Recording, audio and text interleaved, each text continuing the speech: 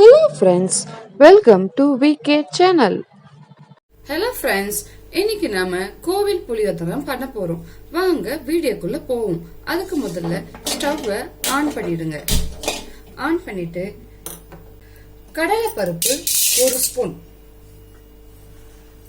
அடுத்தது நாம உளுத்தம் பருப்பு சேர்க்க போறோம். உளுத்தம் பருப்பு 1 டீஸ்பூன். வெந்தயம் அதிகமா சேர்க்க கூடாது, ஒரு 1/4 டீஸ்பூன் மட்டும் சேர்த்துக்குங்க. அதிகமா சேர்த்தா கசப்பு தன்மை வரும். அடுத்தது கடுகு சேர்க்க போறோம். கடுகும் 1 டீஸ்பூன் சேர்த்துக்கோங்க. கடுகு 1 டீஸ்பூன். அடுத்தது மிளகு 1 டீஸ்பூன். கடுகு அதிகமா சேர்த்தா கசப்பு வராது, அதனால தாராளமா நீங்க 1 டீஸ்பூன் சேர்த்துக்கோங்க. அடுத்தது நாம சீரகம் சேர்க்க போறோம். அடுத்தது இதுல கொத்தமல்லி விதை சேர்க்க போறோம். காஞ்ச மிளகாய் ஒரு 5 போல சேர்த்துக்கோங்க. அடுத்தது வெள்ளை எள்ளு சேர்த்துக்கலாம். நீங்க வெள்ளை எள்ளா இருந்தாலும் பரவாயில்ல, கருப்பு எள்ளா இருந்தாலும் பரவாயில்ல. நானே இப்போ வெள்ளை எள்ளு சேர்க்கிறேன். இது எதுக்கும் எண்ணெய் எதுவும் சேர்க்காம இத சிம்மிலேயே வச்சு கருகாத அளவுக்கு நீங்க வறுத்துக்கோங்க.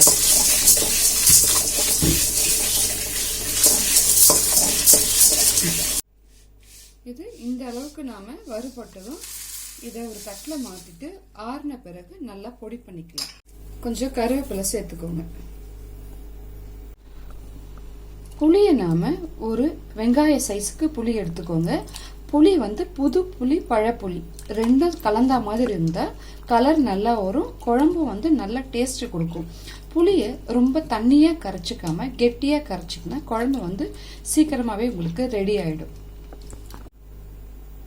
புளிய இந்த மாதிரி நல்லா கை வச்சு கரைச்சிடுங்க. கரைச்சிட்டு இப்ப நாம இத வடிகட்டி எடுத்துக்கலாம்.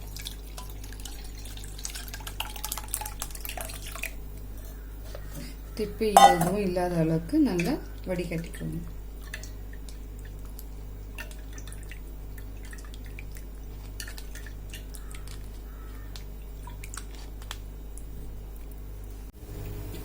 நாம இப்போ புளியோதரைக்கு தாளிப்பு ரெடி பண்ண போறோம். புளியோதரைக்கு நல்லெண்ணெய் தாராளமா ஊத்திக்கோங்க. இது நல்லெண்ணெயில செய்யும் போது தான் நல்லா டேஸ்ட் கொடுக்கும். எண்ணெய் காஞ்ச உடனே நாம கடுகு போடலாம். கடுகு 1/2 ஸ்பூன் சேர்த்துக்கோங்க. அடுத்தது கருவேப்பிலை, காஞ்ச மிளகாய் ஒரு 4 காஞ்ச மிளகாய் கிள்ளி போட்டுக்கோங்க.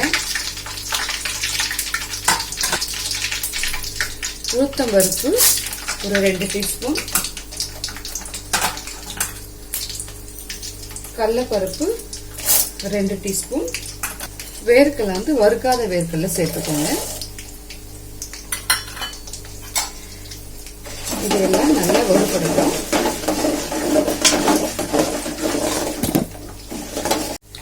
பெருங்காயம் 1 டீஸ்பூன் சேர்த்துக்கோங்க.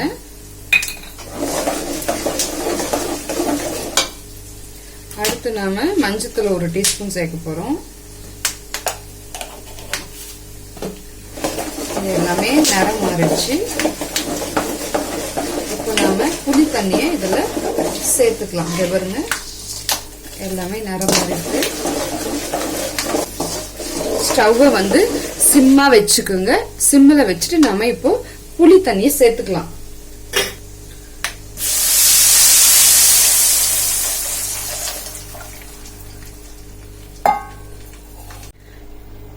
இந்த புளி தண்ணிக்கு தேவையான அளவு கல் உப்பு சேருங்க, அதுதான் நல்ல டேஸ்டா இருக்கும்.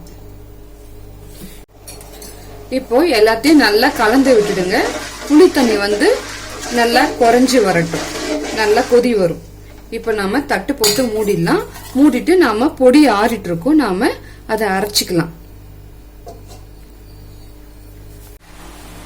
இப்ப பாருங்க, புளி தண்ணி எல்லாமே நல்லா குறைஞ்சிடுச்சு. நாம இடையில 3 முறை கலந்து விட்டுட்டே இருக்கணும். இப்ப பாருங்க, தண்ணி எல்லாமே வத்திடுச்சு. நாம அரைச்ச பொடிய இதெல்லாம் இப்ப சேர்க்க போறோம். நாம ஊத்தின எண்ணெய் இதெல்லாம் மேல வந்துடுச்சு. பொடி சேர்த்துக்கோங்க.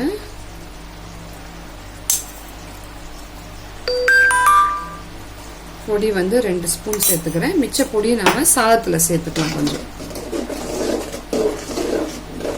இப்போ ஒரு 3 நிமிஷம் போல தட்டை மூடி போட்டு மூடி வச்சிடுங்க.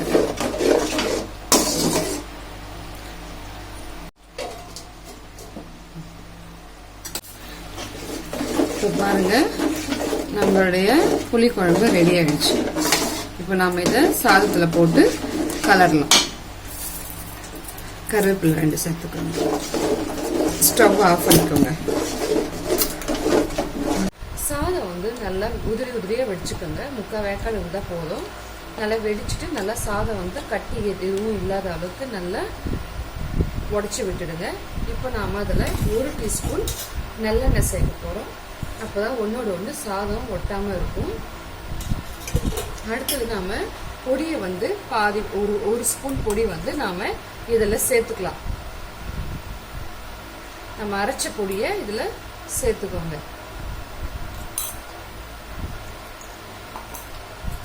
இப்போ நாம குழம்பு ஊற்றி சாதத்தை கலந்துக்கலாம்.